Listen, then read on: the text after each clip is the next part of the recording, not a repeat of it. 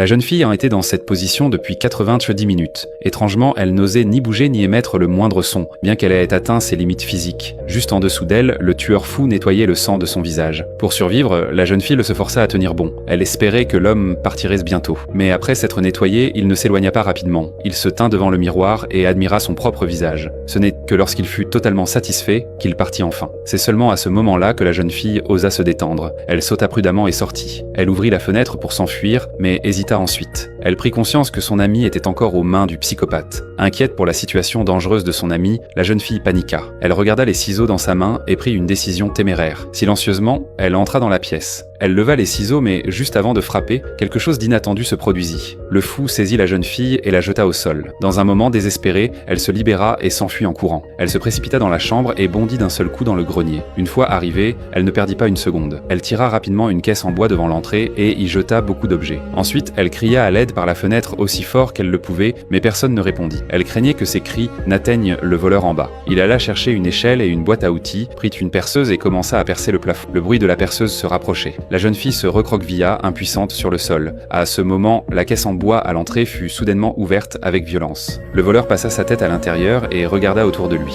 Puis il commença à fouiller lentement le grenier. Le petit espace était rempli d'une lourde atmosphère de mort imminente. Bientôt, il trouva la jeune fille. Avec un sourire maléfique, il s'approcha d'elle.